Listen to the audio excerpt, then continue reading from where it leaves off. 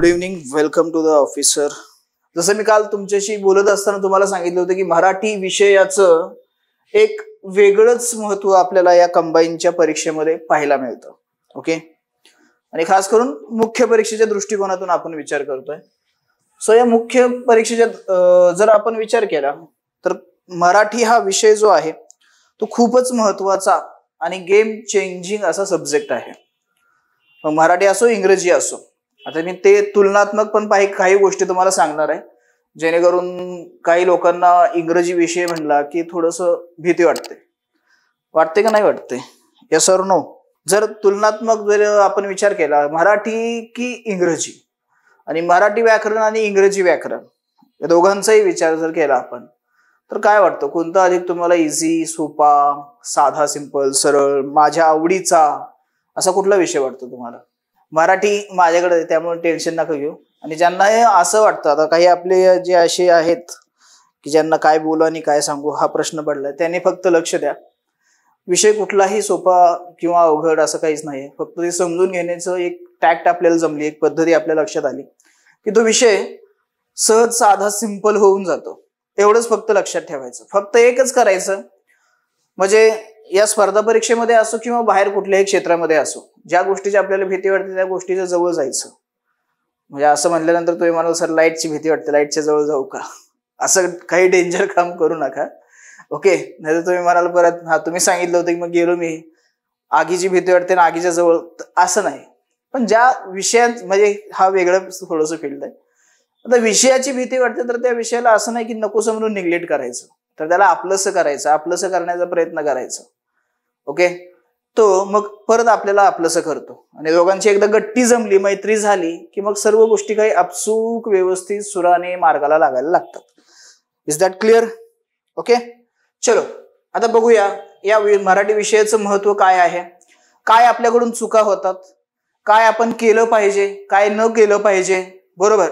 आणि याच पद्धतीने या पेपरचं जे काही स्वरूप आहे, संरचना आहे, ती कशा पद्धतीची आहे, ह्या अशा काही बेसिक काही महत्वाच्या गोष्टी आज तुम्हाला सांगणार आहे. काही महत्वाचे टॉपिक तुम्हाला सांगणार आहे. सिलेबस मी थोडासा डिकोडिंग करणार आहे की काय काय एक्झॅक्टली आपल्याला मराठी ग्रामर मध्ये करायचंय, काय करायचं नाहीये, ह्या सर्व गोष्टींचा आपण काय करायचं इथं विचार करायचा आहे. ओके, चला तर मग सुरुवात करूया. पेपर 1 आपल्याला मुख्य परीक्षेला पेपर 2 आहेत. पहिला आहे पेपर 1. त्या पेपर 1 मध्ये टोटली लँग्वेज, भाषा विषयांचा समावेश केलेला आपल्याला इथं दिसून येतो. आणि त्या भाषा विषयामध्ये स्पेसिफिक जर विचार करायचा म्हणलं तर मराठी आणि इंग्रजी या दोन भाषांचा समावेश केलेला आहे. आता बऱ्याच मुलांना हा प्रश्न पडलेला असतो की अरे व्हॉट इज दिस, क्या है ये, क्यों है ये, वाटतं ना कधी कधी. मी STI होणार आहे, मी PSI होणार आहे, मी ASO होणार आहे, मी एक्साइज PSI होणार आहे, माझी ही ड्रीम पोस्ट आहे, माझी ती ड्रीम पोस्ट आहे. काय गरज आहे, मी का लोकांना मराठी व्याकरण शिकवणार आहे का? काय गरज आहे, मी लोकांना काय इंग्रजी व्याकरण शिकवणार आहे का? लक्षात घ्या, या पाठीमागची भूमिका ही थोडीशी वेगळी आहे.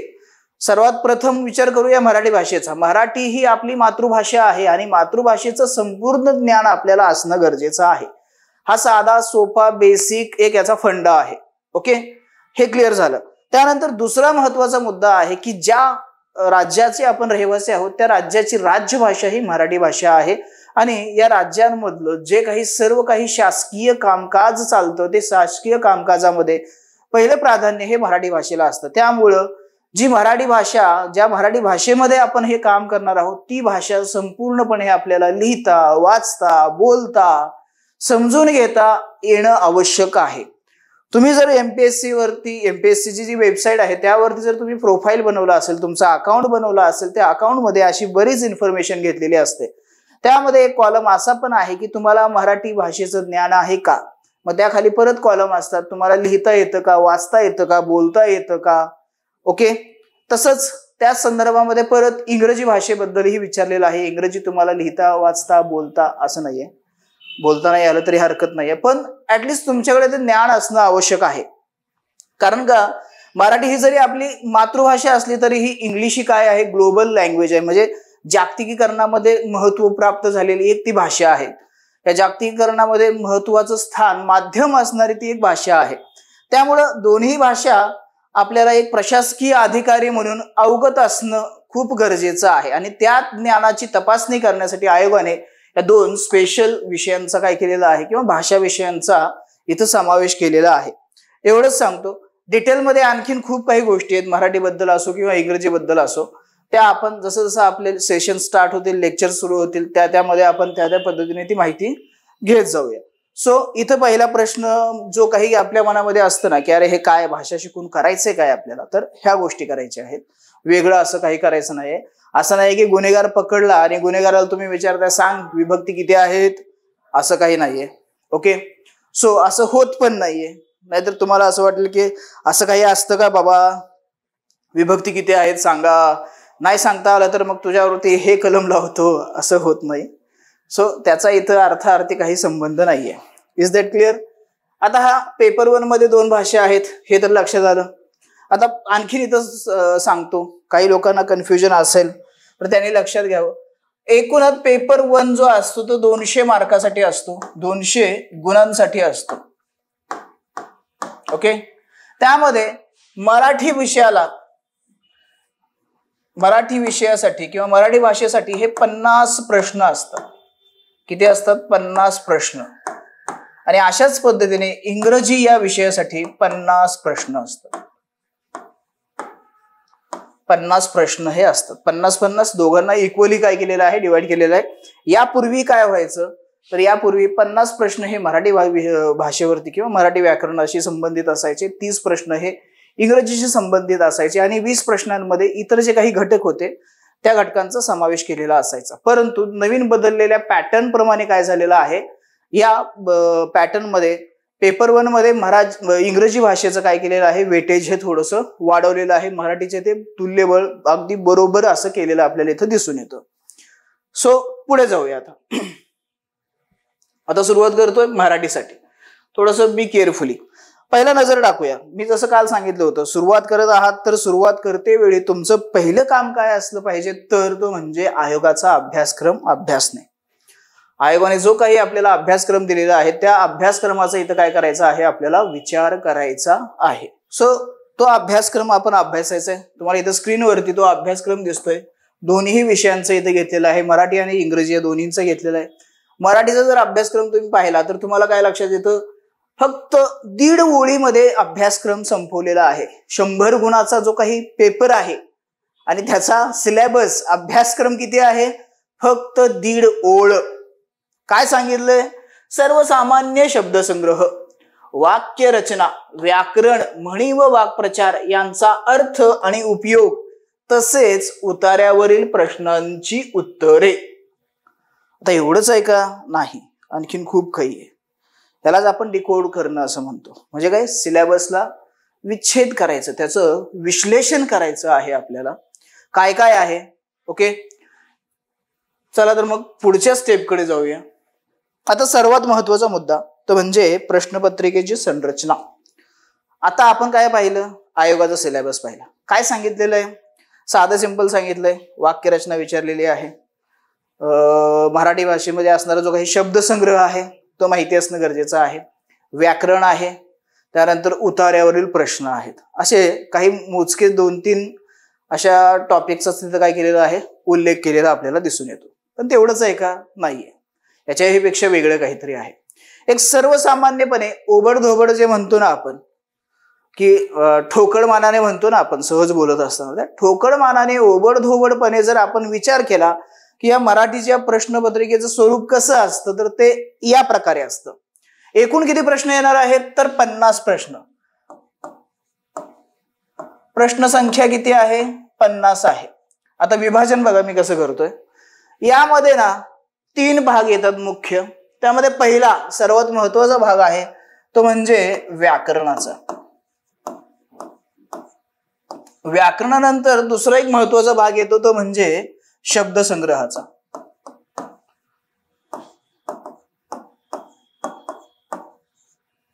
आणि शब्दसंग्रहानंतर तिसरा एक महत्वाचा भाग येतो तो म्हणजे उतारा. आता मराठी भाषा बघा कशी आहे, हसत खेळत शिकवली जाते ना, किंवा मराठी भाषा आपण म्हणतो ना घेऊन जाल तशी ती जात राहते.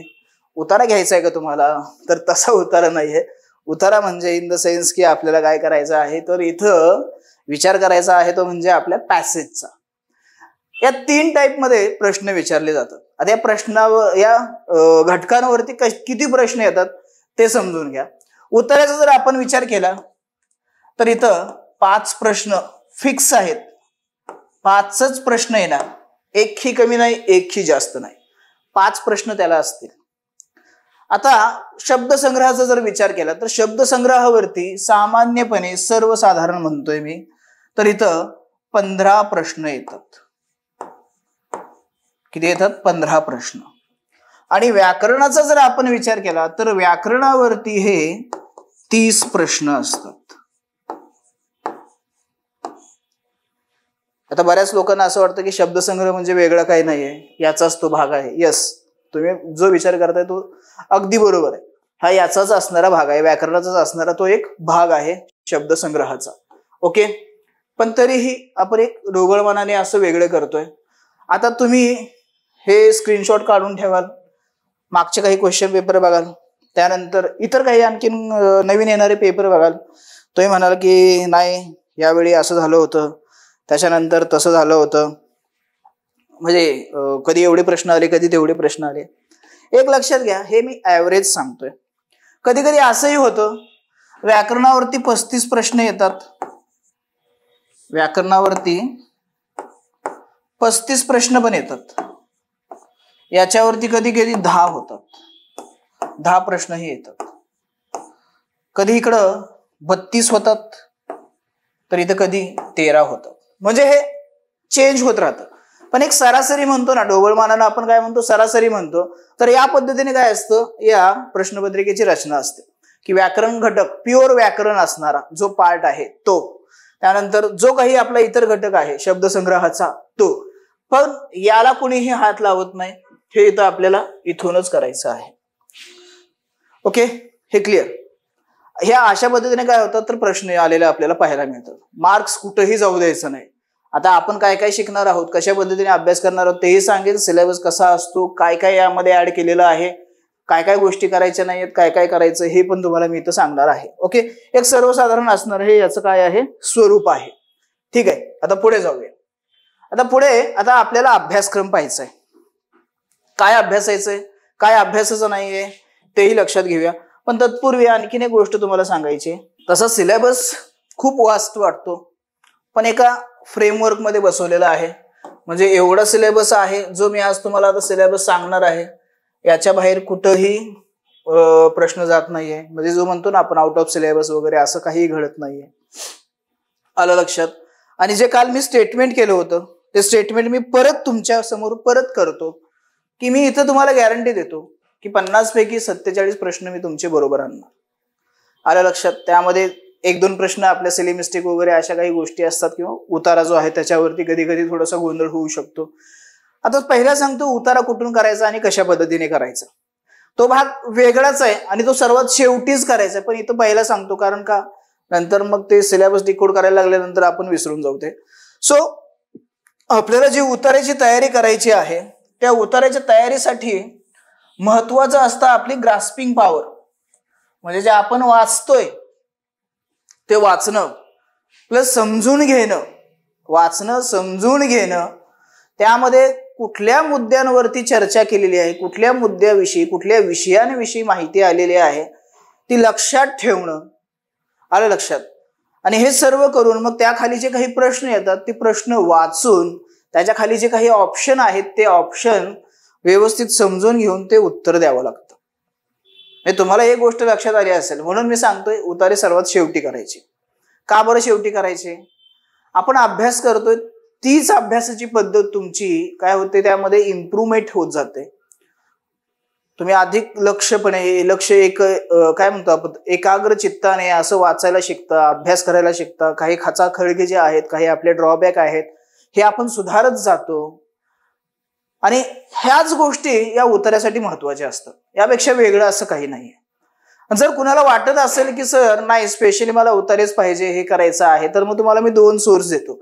पहिले म्हणजे आयोगाचे जे झालेले PYQ आहेत, खास करून कुठले तर ज्या काही आपल्या मुख्य परीक्षा होतात, PSI, STI, ASO या सर्व परीक्षांचे काय करायचे आहेत, जे काही झालेले पेपर आहेत त्या प्रत्येक पेपरचा आपल्याला उतारा आपण प्रिंट काढून घ्यायचा आणि तोच आपण सोडवायचा आहे, तोच वाचायचा आहे, त्याच उतार्याला आपल्याला फॉलो करायचं आहे. आता तुम्हाला एक परत आणखीन असं वाटेल की सर उतारे खूप कमी येतो, तसे मला 10-20च मिळालेले आहेत. मग परत आणखीन काय करायचं, राज्यसेवेचे 2013 पासून काय म्हणतो मी, राज्यसेवा PYQ मध्येच राज्यसेवा पूर्व परीक्षेला सीसॅट नावाचा एक विषय आहे. या सीसॅट मध्ये 10 उतारे असतात. त्या 10 उतार्यापैकी एक उतारा हा संपूर्णपणे मराठीचा असतो, संपूर्णपणे मराठीमध्येच असतो, त्याचं ट्रान्सलेशन नसतं, काही नसतं. सो तो एक आपण रेफर करायचा. आणि जसं मी काल म्हणालो की कंबाईन मध्ये अशी एक शक्यता आहे, प्रोबॅबिलिटी अशी असते की मोस्ट ऑफ दी प्रश्न रिपीट होतात, तसंच त्याच पद्धतीने उतारे देखील रिपीट होतात. आलं लक्षात? त्यामुळं हे आपल्याला पहिलं नजरेखालून घालायचं, हे क्लिअर लक्षात ठेवायचं.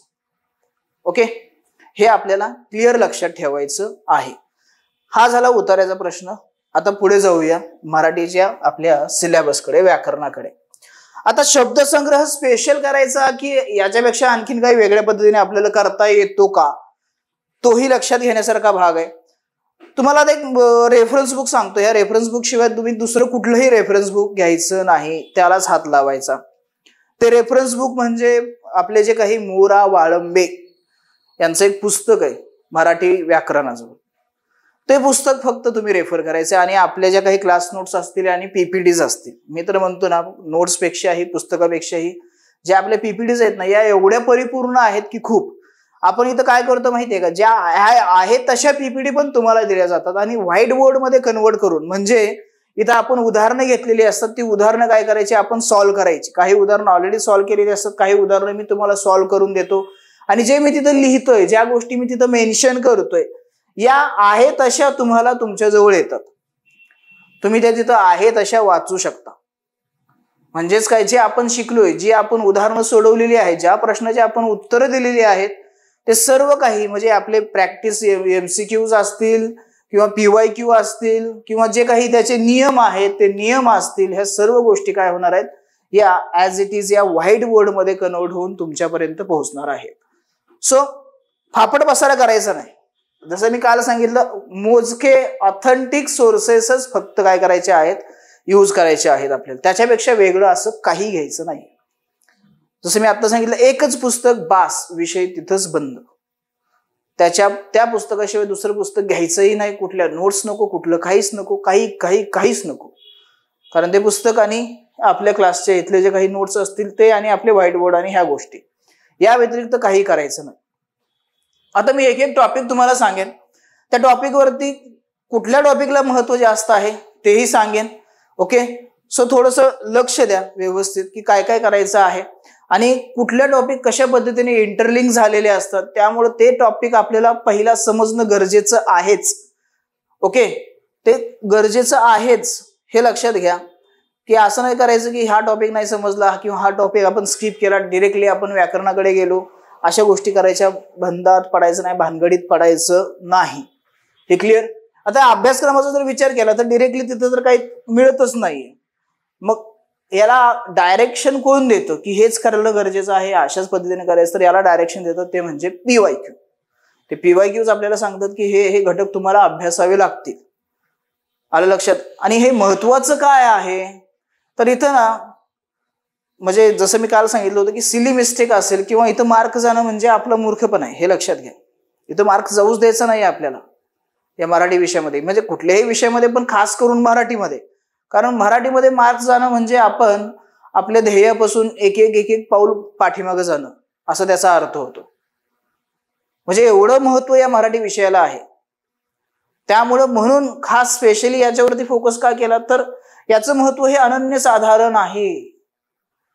तुम्ही जेवढी लोक पोस्ट मिळालेले आहेत त्या लोकांना विचारा की अरे दादा, तुझ्या या यशामध्ये जर तुला असं प्रश्न विचारला की कुठल्या विषयाला तुम्ही अधिक महत्व देशील, तर असा विषय कोणता आहे तर त्याचं 99.99% उत्तर हेच असेल, तो म्हणजे मराठी विषय. कारण माझा मराठी विषयामध्ये सर्वाधिक स्कोर झाला आणि तो सर्वाधिक स्कोरच मला काय झाला, कट ऑफच्या वरती मेरिट लिस्टमध्ये मला घेऊन आला. म्हणजे तुमच्या मेरिट लिस्टमध्ये, त्या कट ऑफ मध्ये तुमचं स्थान निश्चित करण्यामध्ये एक महत्वाची भूमिका पार पाडणारा विषय कुठला असेल तर मराठी.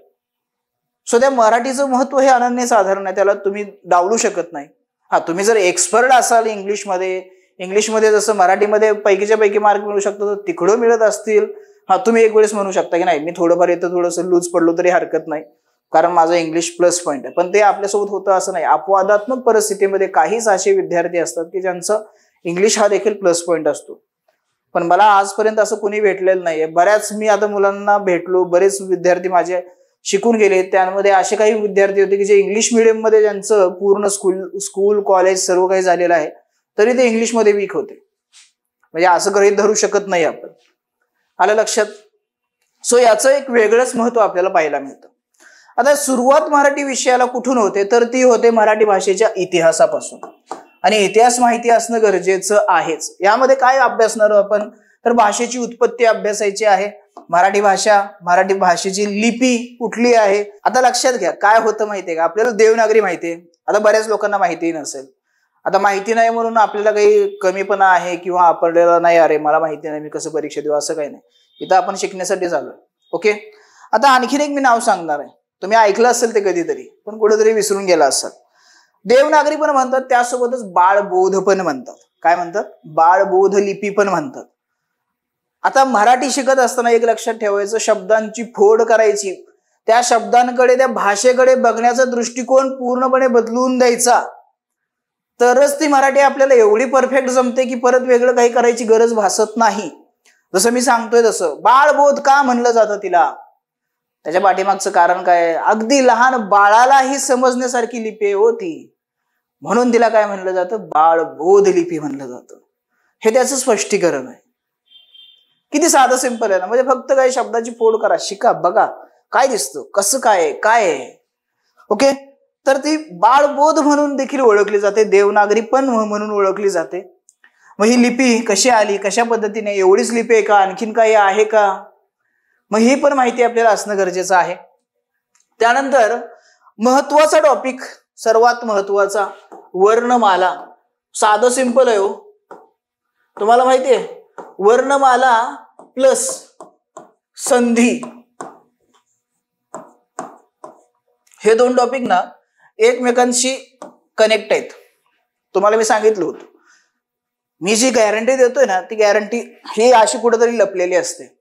कारण मला माहिती आहे की अभ्यास सोपा करायचा, कठीण नाही करायचा, कॉम्प्लिकेटेड नाही करायचा.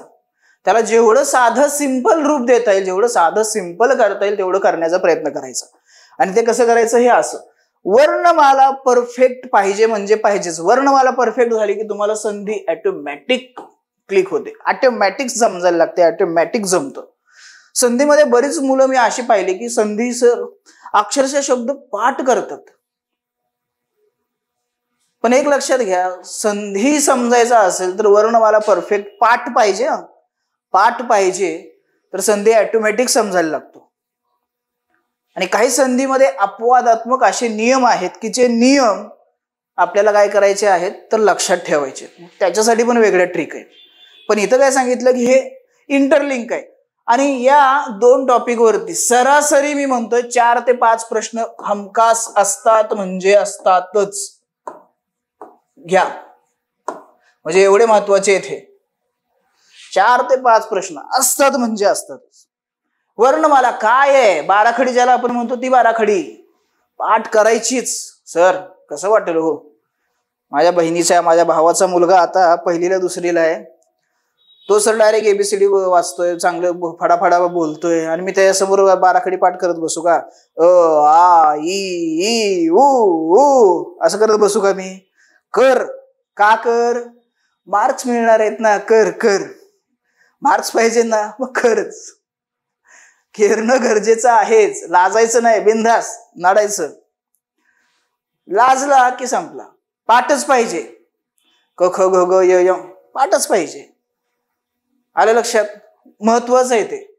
मग त्याचे वर्गीकरण, स्वर कुठले आहेत, व्यंजने कुठली आहेत, संयुक्त व्यंजने कुठली आहेत, परत त्यांचं आणखीन एक वर्गीकरण, हे सर्व आपल्याला माहिती पाहिजेच. आणि हे एवढं परफेक्ट मी तर इथं म्हणायलाच लावतो, पाठच, सुरात, तालात, आ, ई, ही, उ, कारण महत्वाचं ना, मार्क्स तिथंच मिळणार आहे. तुम्ही लाजला तर पाठ नाही केलं, हे नाही केलं, नाही चालणार. पाठ पाहिजेच, हे म्हणून महत्वाचं आहे. ओके, मग हे मूलध्वनी काय असतात, स्वर अच म्हणजे काय असतं, व्यंजन काय असतात, आलं लक्षात. हे आणि विशेष म्हणजे यांची नावं खूप बदलतात हा. जसं ते देवनागरी म्हणतात, बाळबोध पण तिलाच म्हणतात. तसं व्यंजन असतात, हलांत पण असतात, तसं स्वर असतात, तसं अच पण असतात. आणि यांच्यापासूनच हे मूलध्वनी पण बनतात. म्हणजे मूलध्वनीपासून हे बनतं, उलट होतं थोडस. ओके, तर हे वर्णमाला महत्वाचा आहेच इथं. हे त्याच्यासोबत असणार आहे, पण हे पॅरलली आपल्याला सोबत घेऊन जायचंच आहे. कधी नाही ते आकार विल्ल्यावरती प्रश्न आला आणि आकार विल्ल्यामध्ये परत क्लीन बोल्ड झाले. आणि आकार विल्ले म्हणजे काय, सिक्वेन्सनी मांडणी करणं. आणि हे कधी जमतं, हे ज्याला वर्णमाला पाठ आहे त्यालाच जमतं. म्हणजे हे असे अपवादात्मक प्रश्न कधीतरी येतात, पण याची उत्तरं सहज मिळतात, सहज आपल्याला सहज निघून जातात. पण ते का हे होत नाही, तर वर्णमालाच पाठ नाही किंवा आकार विल्ले म्हणजे काय हेच माहिती नाही. मग हा गोंधळ उडायला लागतो. तर ते होऊ द्यायचं नाही, कारण महत्व आहे मराठीचं. अचे उच्चार, अनुस्वाराचे उच्चार कुठल्या पद्धतीने केले जातात, विसर्गाचा उच्चार, त्यानंतर संधी. आता याच्यामध्ये स्वर संधी, व्यंजन संधी, विसर्ग संधी आणि परत एक मराठीचा विशेष संधी. मुख्य 3 प्रकार, त्याला जोड दिलेला आहे, शेपूट लावलंय मराठीचा विशेष संधी. साधे सिंपल आहे, तो काहीच नाहीये. आता याच्यामध्ये काय काय बघा, आता खूप आहे तसं, पण महत्वाचे टॉपिक फक्त मी तुम्हाला हे करणार आहे. आणि ज्यांना आपली ही म्हणजे आता मी जी PDF आहे इथं दिसते तुम्हाला समोर स्क्रीनवरती, ही हवी असेल तर तुम्ही काय करा, आपलं टेलिग्रामचं चॅनल आहे द ऑफिसर युअर पर्सनल मेंटरचं combine, the officer combine exam group, ते चॅनल जॉईन करा, त्याच्यावरती मी पाठवून देतो. किंवा ऑफिसच्या नंबरवरती मेसेज करा, त्याच्यावरती मी पाठवून देतो. डिटेल मध्ये सगळं सिलेबस आहे. आता या स्वरसंधीमध्ये महत्वाचे काय असणार आहेत, तर सजातीय स्वरसंधी. आता हे त्याची पुढची नावं येतात, मी ती काही वाचत नाही सर्व, कारण उगा वेळ नको. विजातीय स्वरसंधी, वृद्ध्यादेश, यणादेश आणि आयादी आदेश, असे 5 याचे पोट प्रकार आहेत. स्वर माहिती असतील आरामात हे होऊन जातात, काही टेन्शन नाही. त्यानंतर व्यंजन, प्रथम तृतीय अनुनासिक व्यंजन संधी, स्पेशली त ची संधी, म ची संधी, न ची संधी, छ ची संधी. ओके, वेगळं असं काही नाहीये, संधीच आहेत पण महत्वाचे आहेत. तुम्हाला वाटेल अरे हे एवढे टॉपिक आहेत, खूप साधे, खूप सिंपल, छोटे टॉपिक आहेत, अगदी छोटे. म्हणजे 2-2 तासाचे आपण लेक्चर जर कन्सिडर केले तर साधारणपणे 6 एक लेक्चर मध्ये हे होऊन जातं. आणि इन डिटेल डेप्थ मध्ये प्लस जे PYQ आहेत ते आपले इथं प्रॅक्टिस जे काही उदाहरणं असतील ते आणि MCQ असतील ते सर्वांचा समावेश करून हे होऊन जातं. ओके, आणि प्रॅक्टिस मेड मॅन परफेक्ट, ते लक्षात ठेवायचं. सो प्रॅक्टिस आपल्यासाठी गरजेची आहे. विसर्ग संधी, लोकांना भीती वाटते, सर व्यंजन जमतो, स्वर पण जमतो, पण विसर्ग म्हणलं की अंगावरती काटा येतो. आणि विसर्ग विचार केला ना तर खूपच साधं सिंपल आहे. याला ना वर्णमालेचा नियम लागू आहे ना वेगळं काही आहे, याचे स्वतंत्र याचे नियम आहेत. म्हणजे विसर्ग उकार, विसर्ग र, विसर्ग श, विसर्ग स आणि विसर्गाच्या इतर संधी, साधे सिंपल नियम आहेत. ह्याच्या पुढे हे आलं की हे होतं, त्याच्या पुढे ते आलं की ते होतं, त्याच्या पुढे ते आलं की हे होतं, एवढंच लक्षात ठेवायचं. ओके, आणि प्रश्न कसे येतात ते पण महत्वाचं आहे. आणि त्यामध्ये परत एक आपलं जे शेपूट होतं ते बघा, मराठीचा विशेष संधी, पररूप आणि पूर्वरूप, हे 2 संधी मराठीचे. अहो साधे सिंपल आहे, सहज बोलता. संधी म्हणजे काय हे ज्याला समजलं त्याला संधी टॉपिकच समजला. एक उदाहरण सांगतो. देव माहिती आहे आपल्याला, आता आलय नाही माहिती. आलय म्हणजे काय, किती लोकांना माहिती आहे? आलय कशाला म्हणतात? आलय सर, आलय जवळ आलय, ते आलय नाही. आलय म्हणजे काय? आलय, हे आलय म्हणतोय मी. काय आलय म्हणजे काय? आलय म्हणजे घर. देवाचं जे घर आहे त्याला आपण काय म्हणतो? देव आलय. देवाचं घर. पण संधी ही काय आहे? संधी ही सामान्यतः बोलताना सहज अनावधानाने घडवून जाणारी क्रिया आहे, त्याला संधी म्हणतो. देव आलय, देव आलय, देव आलय. शब्द काय होतो? देव आलय, देव आलय, देवालय, देवालय, देवालय, देवालय. झालं की काय झालं? देवालय झालं. सर संधी झाला. काय झालं? देवालय झालं की. संधी एवढं सोपं आहे. आता सांगा आलय वरून किती आहेत? दुग्ध प्लस आलय. आता बघा किती, म्हणजे मी तर म्हणतो ना, मराठीचा अभ्यास तुम्ही सहज रोडनी फिरत जरी असाल, कुठं गावाला चालला असाल, पाट्या वाचत जावा नुसत्या रोडवरच्या दुकानाच्या. दुग्ध प्लस आलय काय होईल बरं? सांगा पटापटा सांगा. दूध आणायला जाता का नाही? काय असतं दुग्ध प्लस आलय? दुधाचं घर. सांगा सांगा सांगा. कल्याणी मॅडम म्हणतात आय डोंट नो. काही असं म्हणायचंच नाही. आय डोंट नो नाही, आय नो म्हणायचं. माहिती आहे म्हणायचं मला. हा, दुग्ध प्लस आलय. दुग्धालय मध्ये जात नाही का? गणेश दुग्धालय, अमुक तमुक दुग्धालय, कृष्णा दुग्धालय. वाचन प्लस आलय. सांगा वाचन प्लस आलय. वाचन आले, वाचन आले, वाचन. अरे अरे आले आले आले आले वाचनालय आले आले आले आले. कार्य प्लस आलय. सांगा आता कार्य अधिक आलय. कार्यालय, कार्यालय, कार्यालय, कार्यालय, कार्यालय, कार्यालय, कार्यालय. आले आले आले आले. बरोबर आले. काय आहे? कार्यालय. हे अशा संधी जातात. सूर्य अधिक अस्त. सांगा बरं आता. सूर्य अधिक अस्त म्हणत नाही का आपण? सूर्यास्त झाला हो, तोच आहे. सहज बोलण्याच्या ओघामध्ये घडणारी ही क्रिया आहे. आता थोडस तुम्हाला वाटेल की अरे नाही नाही हे काय, ये कुछ तो अलग चल रहा है. सो हे सहज होऊन जातो. सहज म्हणजे बोलता बोलता सहज. मी म्हणून सांगतोय सहज. तुम्ही ते त्या एबीपी माझं वाक्य बघा, उघडा डोळे बघा नीट. मराठी तुमच्या अवतीभोवतीच आहे. फक्त काय आहे ते बघण्याचा दृष्टिकोन बदलायचा, ऑटोमॅटिक सर्व गोष्टी समजतात. सो संधी आणि वर्णमाला हे महत्वाचे आहेतच. आता थोडस इथं पॅरलली आणखीन काही गोष्टी ऍड करायच्यात आपल्याला, ज्यामध्ये जसं मराठीमध्ये शब्दांच्या जाती आहेत आणि त्या शब्दांच्या जाती 8 आहेत.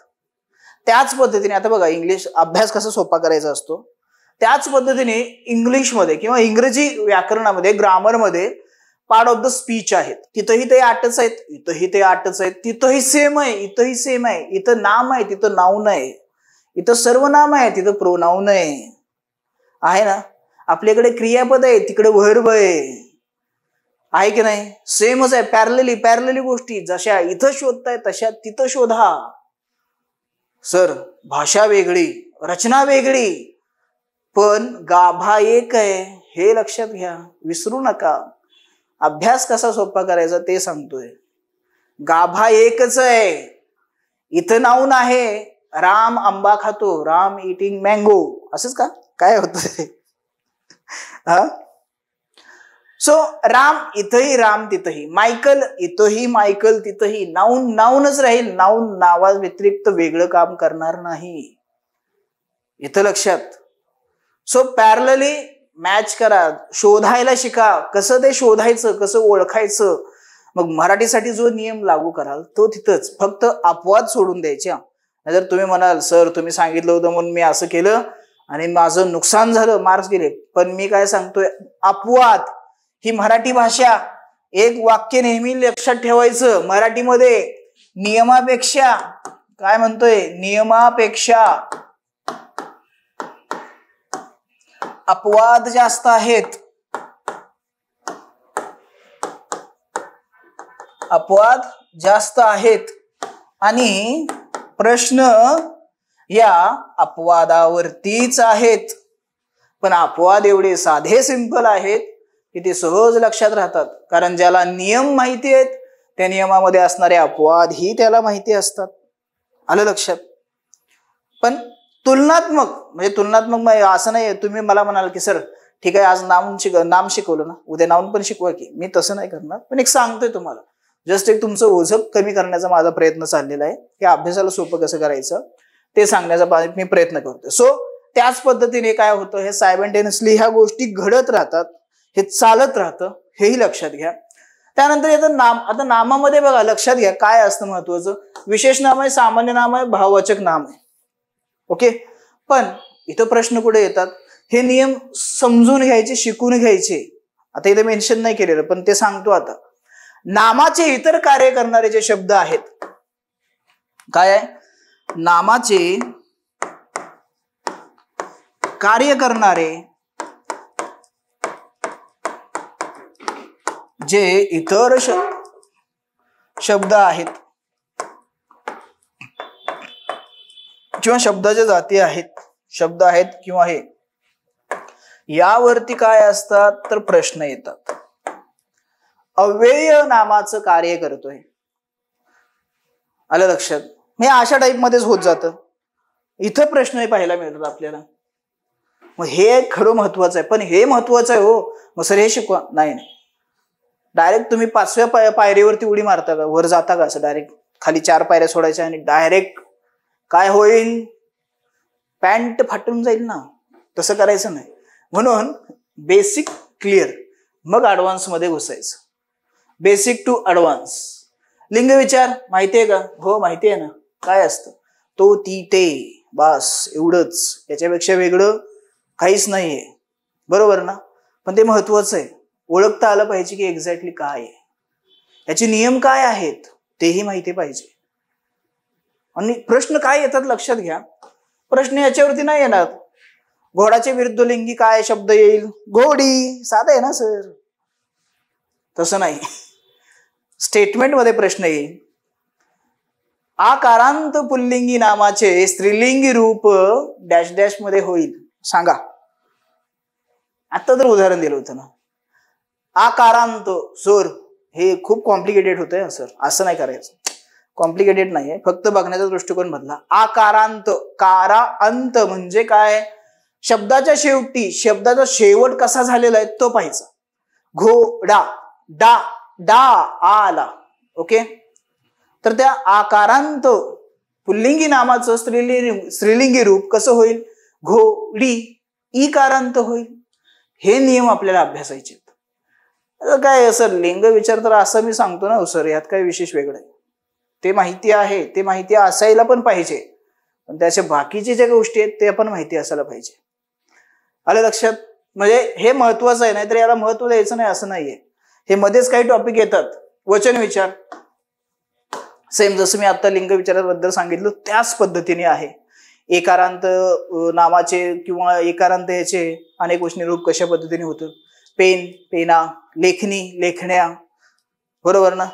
हे अशाच पद्धतीने. भाकरी, भाकऱ्या. असंच होतं का? सांगा मला, भाकरी भाकऱ्याचं काय होतं? भाकऱ्याच होतं का आणखीन काही वेगळं होतं? आंबा, आंबे. असंच होतं का? घोडा, घोडे. अनेक वचन आहेत ना ती. मग ह्या पद्धतीने नियम लक्षात ठेवायचे आपल्याला. ओके.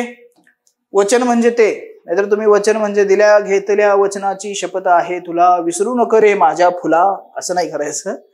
दिल्या घेतले ते वचन वेगळं, हे वचन वेगळं. क्लिअर. सो पुढे हा सर्वात महत्वाचा टॉपिक IMP. एवढा साधा सिंपल, पण तेवढाच कॉम्प्लिकेटेड. नाही जमत, कितीही करा नाहीच लक्षात राहत, नाहीच राहील. पण इथं केलं की बरोबर परफेक्ट लक्षात राहतं. विभक्त्या किती आहेत, तोंडपाठ पण, प्लस त्याचे कारकार्थ पण, प्लस त्याचे उपपदार्थ पण, सर्वच गोष्टी लक्षात राहणार आरामात, सहज. कारकार्थ, उपपदार्थ. ओके. आता हे विभक्तीचे प्रत्यय असतात. चरम प्रत्यय, चरमेतर प्रत्यय. चरम ज्याला समजलं त्यालाच कळालं चरम म्हणजे काय. कशाला चरम म्हणतो सर, मला चरम सुखाची प्राप्ती झाली. अरे म्हणजे काय झालं? अरे चरम म्हणजे अंतिम सुख जे आहे ना जगातलं ते मला मिळालं म्हणजे चरम. आणि चरम प्रत्यय म्हणजे काय, अंतिम प्रत्यय. चरमेतर प्रत्यय म्हणजे काय, त्या अंतिमच्या पुढे पण प्रत्यय, हे चरमेतर प्रत्यय. लक्षात घ्या. मी सांगतो ना, फोड करा, शब्दांची फोड करा, तरच डोक्यात घुसणार आहे. जरा बघण्याचा दृष्टिकोन बदलायचा, एवढंच करायचं. त्यानंतर आणखीन एक याच्याशी रिलेटेड असणारा सामान्य रूप. सर हे काय असतं सामान्य रूप? सामान्य माणसं आम्ही आहोत हे माहिती आहे आम्हाला, पण सामान्य रूप माहिती नाहीये. सांगा बरं सामान्य रूप काय असतं. साधी सिंपल व्याख्या. शब्द ज्यावेळी आपण वाक्यात उपयोग करतो, शब्दांचा ज्यावेळी आपण वाक्यात उपयोग करतो, त्यावेळी त्याच्या रूपामध्ये होणारा जो काही बदल आहे, त्याला जो होणारा विकार आहे, तो काय आहे? सामान्य रूप आहे. सामान्य रूप आहे. बरोबर. मी झाडावरच्या आंब्याला दगड मारला. आंबा मूळ शब्द, आंब्याला, तो काय झाला? सामान्य रूप झाला. का झाला? कसा झाला? कशामुळे झाला? ते आपल्याला लक्षात घ्यायचं. ओके. म्हणजे अगदी बेसिक पासून, अगदी जसं मी मगाशी म्हणालो ना, 12 खडी जशी पाठ करायचे लहान मुलासारखं, तसंच बेसिक पासून. पण एकदा कराल तर परत कधीच विसरणार नाही, एवढी गॅरंटी आपली. ओके. आणि लिंग वचनाप्रमाणे चालतं. त्यानंतर सर्वनाम, प्रथम पुरुषी, द्वितीय पुरुषी, पुरुषवाचक, दर्शक, संबंधी, प्रश्नार्थक, सामान्य सर्वनाम, अनिश्चित आणि आत्मवाचक सर्वनाम. यामध्ये सर्वाधिक महत्वाचा आहे हा. नाही, आणखी एक ऍड करायला. हे 3 महत्वाचे हमखास. का? इथं कन्फ्युजन करणारा पार्ट खूप जास्त आहे, त्यामुळे इथं प्रश्न येण्याचे चान्सेस हे खूप जास्त असतात. आणि लक्षात घ्या, साधा सिंपल छोटासा टॉपिक आहे. आणि काही काळापूर्वी आयोगाला हा विसर पडल्यासारखा झाला होता, पण मागच्या 2-3 वर्षापासून आयोग याच्यावरती प्रश्न विचारतो. 1-2 प्रश्न आहेतच कायम. सो साधा सिंपल सहज गुण मिळवून देणारा हा टॉपिक आहे. फक्त काही गोष्टी इथं केअरफुली थोड्याशा पाहाव्या लागतील. ओके. सो हा एक महत्वाचा टॉपिक आहे. विशेषण हे पण महत्वाचंच आहे, पण याच्यामध्ये ना सर्वात महत्वाचे काय असतील, हे जे काही सार्वनामिक, नामसाधित, धातुसाधित आणि अव्यय साधित विशेषण जे आहेत, ही खास महत्वाची आहेत. तुम्हाला विशेषण डायरेक्ट नाही विचारणार की गुलाब सुंदर आहे, सांग विशेषण काय आहे याचं? सुंदर. साधं तर आहे, हे नाही विचारणार. ओके. तर हे विचारतील. आणि आणखीन एक, हे एक आयोगाचं आवडतंय, संख्या विशेषणावरती पण आयोग विचारतो. सो हे महत्वाचे असणारे टॉपिक आहेत. त्यानंतर क्रियापद खूपच महत्वाचा. सर तुम्ही असंच म्हणताय, विभक्तीला खूपच IMP करताय, ह्याला पण आता मी तेच करणार आहे. IMP खूप प्रकार आहेत आणि तेवढे साधे सिंपल पण आहेत. फक्त समजून घ्यायचं व्यवस्थित की काय कशा पद्धतीने हे काम करतं, काय करायचं, काय जोडायचं, काय काढायचं, कुठं जोडलं, काय केलं की गाडी चालू होते, म्हणजे क्रियापदाची, ते कळणं गरजेचं आहे. सो हे महत्वाचे असणारे काही मुद्दे आहेत, हे लक्षात घ्या. ओके. आता याच्यामध्ये बघा काय काय होतं, सहज आता जाता जाता सांगतो. मूळ असतो तो म्हणजे धातू. कुठल्याही याच्यामध्ये धातू महत्वाचा असतो. तर धातू म्हणजे काय, आपला जो मेटल, लवा, लोखंड असं टाईपचा धातू नसतो. मराठी म्हणजे व्याकरणामध्ये जो काही मूळ शब्द आहे त्याला धातू असं म्हणलं जातं. क्लिअर. त्यानंतर आख्यात. आख्यात म्हणजेच याच संस्कृत भाषेतलं असणारं नाव आहे. त्यानंतर सिद्ध क्रियापद, याचा मुख्य प्रकार. त्याच्यामध्ये खाली सकर्मक, अकर्मक, उभयविध, संयुक्त क्रियापद. साधा सिंपल. संयुक्त लक्षात घ्या कसं असतं, संयुक्त 2 असतील गोष्टी तरच, म्हणजे 2 शब्दांचं क्रियापद आहे. उभयविध म्हणजे वेगळ्या प्रकारे चालणार असतं, दोन्हीकडे चालतं. सकर्मक, अकर्मक अशा पद्धतीने चालत असतं ते. अकर्मक, कर्म नसेल तर अकर्मक. सकर्मक, कर्म असेल तर सकर्मक. सो कर्मच काय हेच माहिती नाही, म्हणजे तुझ्या बेसिक मध्ये लोचे आहे, तोही क्लिअर केला जातो, हे लक्षात घ्या.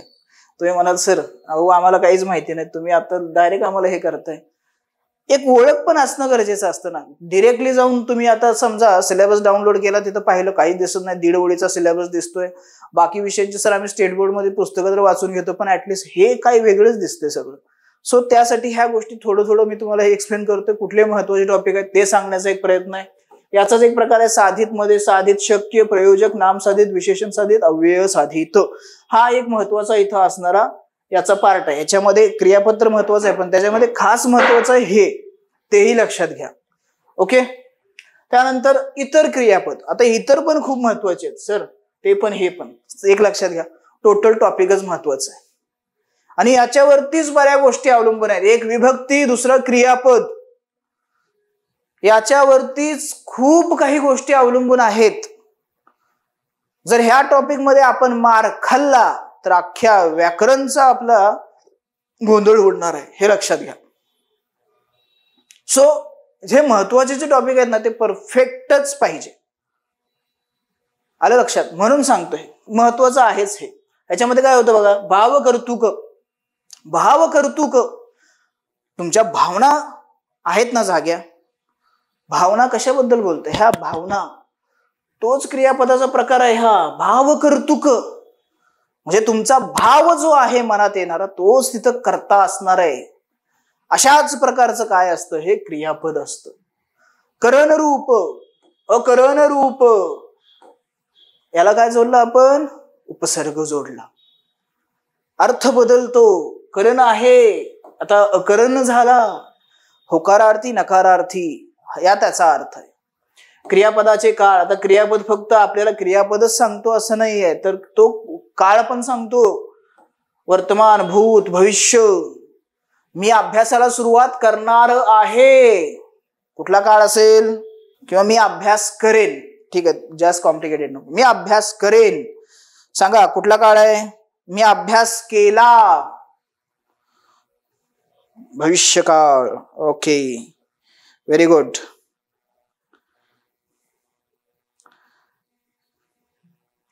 माझा अभ्यास झाला, माझा अभ्यास झाला.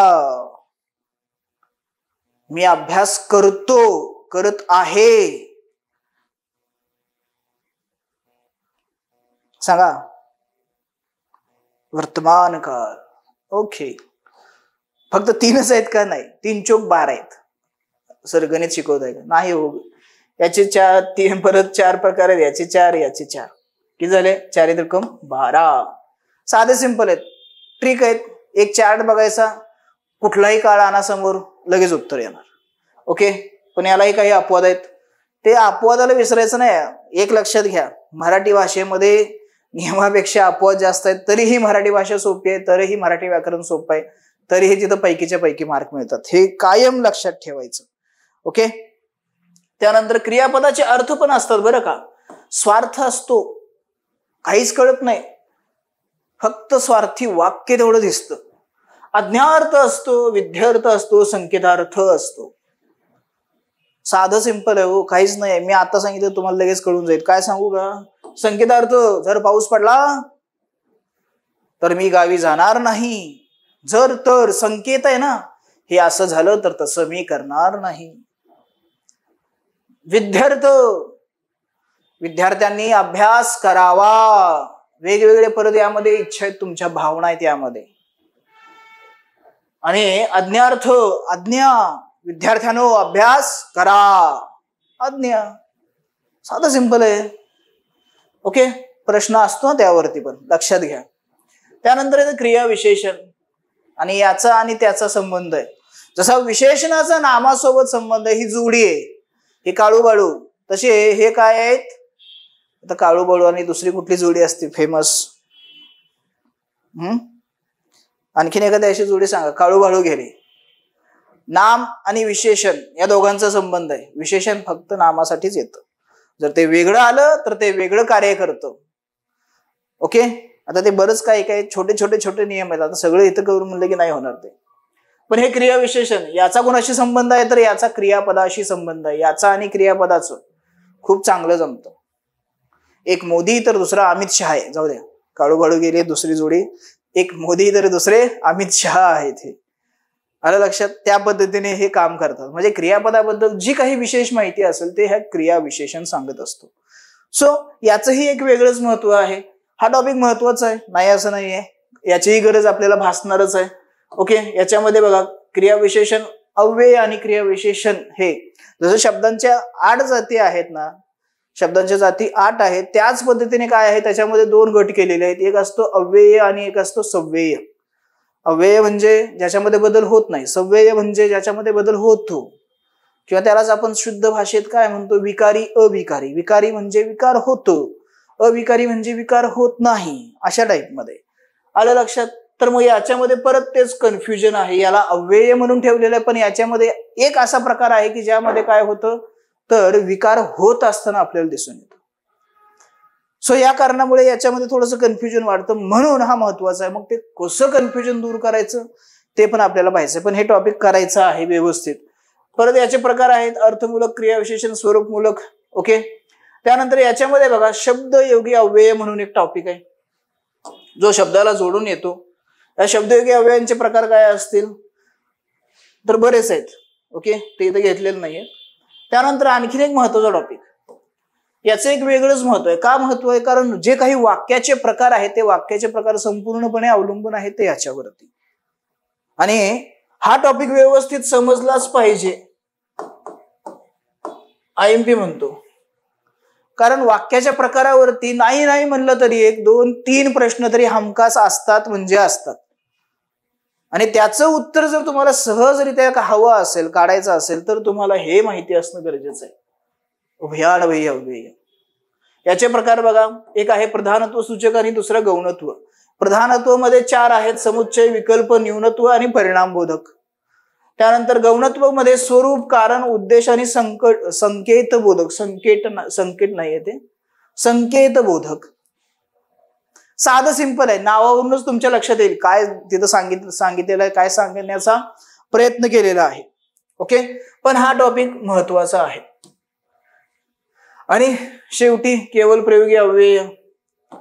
एकदा फक्त नजर टाका, लक्षात घ्या की काय आहे एक्झॅक्टली, परत करायची गरज नाही, तुम्हाला ते आपोआप लक्षात येईल.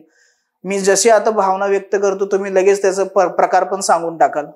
अरे रे रे रे रे, कुठल्या प्रकारची भावना आहे सांगा बरं. मला दुःख झालं की आनंद झाला, काय झालं एक्झॅक्टली मला? ज्या भावना असतात ना आपल्या उत्कट भावना, त्या उत्कट भावनांचंच वर्गीकरण त्या केवळ करायच्या म्हणून केलेले असतात. व्याकरणाच्या दृष्टिकोनातून त्यांना महत्व नाहीच आहे.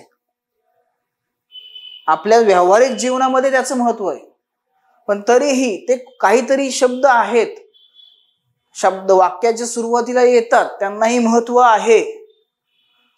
म्हणून जस्ट एक त्यांची कॅटेगरी करून ठेवली आहे. हर्ष असेल, तुमचं दुःख असेल, आनंद असेल, तिरस्कार असेल, हे अशा कॅटेगरी करून ठेवले. चल हट हट म्हणल्यानंतर साधा आहे ना.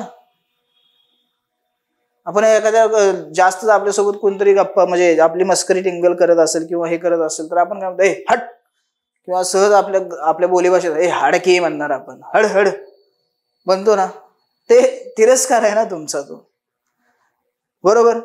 सो हे त्या पद्धतीने महत्वाचं आहेच. त्यानंतर प्रयोग महत्वाचा, आणखीन एक असा टॉपिक IMP. हे करायचे म्हणजे करायचेच. मग याच्यामध्ये कर्तरी, कर्मणी आणि भावे असे 3 मुख्य प्रकार आहेत. साधे सिंपल आहेत. आता इथून पुढे काय होतं लक्षात घ्या, आपण जे काही शब्दांच्या 8 जाती शिकल्या, ज्याचा अभ्यास केला, ज्या एक सेपरेट सिंगल वर्डचा आपण विचार केलेला आहे, त्या सिंगल वर्ड पासूनच काय बनतं तर आपलं वाक्य बनत असतं. आता इथपासून जे पुढे काय होत जाणार आहे, ती वाक्य असतील त्यामधले आपल्याला वेगवेगळे घटक काय करायचे आहे, शोधायचे असतात. त्या वाक्याची रचना कशी बदलते हे शोधायचं असतं, आणि त्याप्रमाणे त्या वाक्याच्या रचनेप्रमाणे, म्हणजे असं म्हणूया आपण, वाक्याच्या रचनेप्रमाणे ते काय होत जातात तर वेगवेगळ्या प्रयोगामध्ये त्यांचा हे केला जातो, समावेश केला जातो. कर्त्यानुसार बदलतोय की कर्मानुसार बदलतोय. कर्तरी प्रयोग, कर्तरी कर्त्याप्रमाणे, कर्मणी प्रयोग, कर्मणी प्रयोग. भावे, जिथं कर्ताही नाही काही काम करू शकत आणि कर्मही काही काम नाही करू शकत, तो असतो भावे. मगाशी सांगितलं भावना, तुमच्या भावनाच हे काय असतं क्रियापद. म्हणजेच काय, हा डिरेक्टली सांगायचं म्हणलं तर हा क्रियापदाशी संबंधित असणारा टॉपिक आहे. पण इतर घटकांचा आपल्याला इथं काय करावा लागतो तर विचार करावा लागतो, हे लक्षात घ्या. ओके, तर हे अशा पद्धतीने. त्यानंतर शब्दांच्या जाती इथून सुरू होतात समासापासून. या समासमध्ये काय आहे, शब्दांचा समावेश सुरू होतो. अनेक शब्द एकत्र आले, शब्दांना जोडलेलं असतं. त्या शब्दांचा काय करायचा असतो, आपल्याला विग्रह करायचा असतो. पण हा विग्रह वेगळा, तो विग्रह वेगळा, हेही लक्षात ठेवा. ओके, आता याच्यामध्ये बघा अव्ययी भाव, तत्पुरुष, नण आहे, हा नत्र म्हणतो आपण पण ते चुकीचं आहे, नण आहे तो. ओके, हा तत्पुरुष मध्ये हे एवढे प्रकार आहेत. अव्ययी भाव हा स्वतंत्र असणारा प्रकार आहे. त्यानंतर पुढे द्वंद्व समास, त्यानंतर याच्यामध्ये आणखीन काही प्रकार आहेत ते, आणि शब्दसिद्धी नावाचा एक टॉपिक आहे ज्यामध्ये तत्सम शब्द, तद्भव शब्द, देशी किंवा देशज शब्द आणि त्यानंतर उपसर्ग घटित शब्द, हे अशा प्रकारचे काय आहेत शब्दांचे वेगवेगळे वर्गीकरण आपल्याला पाहायला मिळतात. साधं सिंपल आहे, काही नाही आहे. जे शब्द आपण दररोजच्या आपल्या व्यावहारिक जीवनामध्ये वापरतो किंवा न्यूजपेपरमध्ये पुस्तक वाचत असताना त्याच शब्दांपैकी काही शब्दांचा इथं समावेश केलेला असतो, परंतु वेगवेगळ्या वर्गवारीमध्ये, वेगवेगळ्या कॅटेगरीमध्ये. ओके, मग इथं काय आहे बघा, तत्सम म्हणजे संस्कृत भाषेतून आहे तसे, संस्कृतचं आणि मराठीचं जुनं नातं आहे, सो तिथून आहे तसे आलेले. तद्भव थोडासा बदल होऊन आलेले, तेच शब्द पण थोडासा बदल होऊन आलेले. देशी देशज ज्या शब्दांची उत्पत्ती कुठंही मिळत नाहीये, कुठं सांगताच येत नाही, असे जे शब्द असतील ते देशी देशज शब्द असणार आहेत. उपसर्ग घटित शब्द, उपसर्ग आणि प्रत्यय दोन घटक असतात. जो शेवटी लागतो प्रत्यय, सुरुवातीला लागतो उपसर्ग, अशा मग वर्गवारीवरून संस्कृत, मराठी उपसर्ग, संस्कृत उपसर्ग, फारसी व अरबी उपसर्ग, त्यानंतर मग प्रत्यय घटित शब्द, संस्कृत प्रत्यय, मराठी प्रत्यय. आलं लक्षात? आणि परत याच्यामध्येच आणखीन वेगळ्या कॅटेगरीज आहेत. इथं परभाषिक म्हणून एक असतं,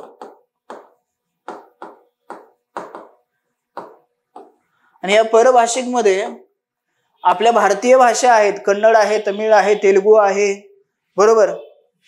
या भाषांमधून मराठीमध्ये आलेले काही शब्द असतील त्यांचाही विचार करावा लागतो. आणि त्यानंतर इतर म्हणजे वेगळ्या देशाच्या भाषा आहेत, अरबी असेल, फारसी असेल, पोर्तुगीज असेल, इंग्रजी असेल, ओके, हिंदी नाही येणार, तर या भाषांचा देखील आपल्याला विचार करायचा की या भाषेतून मराठी भाषेमध्ये कुठले शब्द आलेले आहेत. आणि ते अगदी साधी सिंपल आहे, शब्द खूप दिसतील तुम्हाला. आता इथं आणखीन एक महत्वाची बाब तुम्ही लक्षात ठेवा की हे शब्द करायचे कुठून. जसं मी मगाशी सांगितलं की एकच रेफरन्स बुक यूज करायचं, मोरा बाळांबे सरांचं. ते पुस्तक खूप म्हणजे ऑथेंटिक आणि रिलायबल असा तो सोर्स आहे. त्याच्यासोबतच एक आणखीन शब्दसंग्रहाचं पुस्तक येतं, ते करायचं नाही. मग कशाला सांगताय हो तुम्ही, सांगा ना काय करायचं, तेच सांगतोय. पण ते फ्रीमध्ये भेटतं ना, आपल्याला वाटतं चांगलं मोठं जाडजूड पुस्तक दिसतंय ह्याच्यातूनच करतो, ते करायचं नाही. एक लक्षात घ्या, आजपर्यंतचा रेकॉर्ड आहे. आयोग काय करतो, आपलेच प्रश्न जे या अगोदर विचारलेले आहेत पूर्वीच्या परीक्षेमध्ये, त्याच प्रश्नांची तो पुनरावृत्ती करत असताना आपल्याला दिसून येतो. काही वेळा तर प्रश्न ऍज इट इज कॉपी करतो, तिथून उचलतो, इथं टाकतो. सो सर्वात महत्वाचा आपल्यासाठी सोर्स काय असेल तर आपले PYQ. स्पेशली फोकस द्यायचा याच्यासाठी, या शब्द संग्रह या टॉपिकसाठी. त्या PYQ व्यतिरिक्त काहीच करायचं नाही. आणि याच्यासाठी परत एक आपल्याकडे लॉजिक आहे, त्या लॉजिक वरून आपण सांगू शकतो की हा शब्द कुठल्या भाषेतला आहे, कशा रीतीने तो आलेला आहे, उपसर्ग कसा आहे, त्यानंतर प्रत्यय कसा आहे, तेही आपल्याला सहजरित्या ओळखता येतं. तेही आपण पाहणार आहोत. Okay, yes. आणि त्यानंतर शेवटी येतो तो म्हणजे वाक्याचे प्रकार. केवळ वाक्य, मिश्र वाक्य, संयुक्त वाक्य, हे महत्वाचे आहेत. आणि हे कुणावरती डिपेंड असणार आहेत तर उभयान्वयी अवयवाचा जो काही टॉपिक होता त्याच्यावरती अवलंबून असणारे हे पूर्ण प्रकार आहेत. आणि या सर्व गोष्टी केल्यानंतर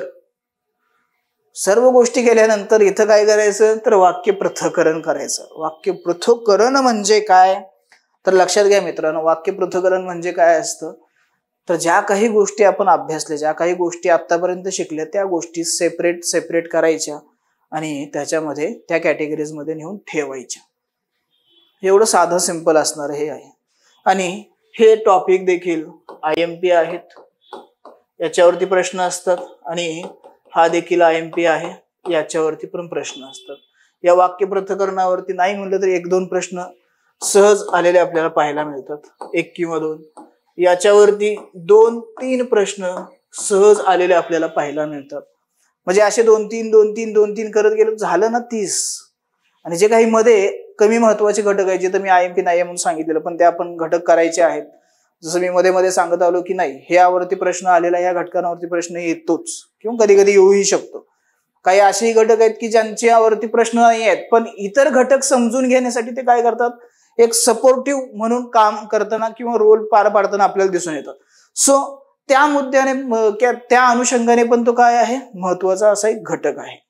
ओके. आणि आता सिलेबस पाहिला, सर्व गोष्टी केल्या. आता महत्व लक्षात घ्या. याचं महत्व हे मगाशी सांगितलं त्याच पद्धतीने मार्क्स जाऊ द्यायचे नाहीत. खूप साधे सिंपल आहेत. थोडंसं तुम्हाला वाटेल सिलेबस, एक लक्षात घ्या सिलेबसच मोठा दिसतं. काय काय तर ठिकाणी असं होतं ना, मी तुम्हाला नुसतं टायटल त्या टॉपिकचं नाव सांगितलं ना तर तुम्ही म्हणाल सर राहू द्या ना, कशाला वेळ घालवायचा, जाऊ आपण पुढे. म्हणजे एवढं साधं सिंपल आहे. फक्त काय आहे ते म्हणतो ना आपण, बघण्याचा दृष्टिकोन आपल्याला बदलायचा. एखाद्या गोष्टीकडे कसं बघायचं ते आपण ठरवायचं. ते साधं ते बोर झालेलंच उदाहरण तुम्हाला देतो. अर्धा ग्लास पाणी भरलेलं आहे. आता मी म्हणालो अर्धा ग्लास आहे, पण तुम्ही त्याच्याकडे पॉझिटिव्हने पण बघू शकता ना. म्हणजे जसं अर्धा ग्लास पाण्याने भरलेला आहे, पण काही लोक म्हणतील अर्धा ग्लास रिकामा आहे.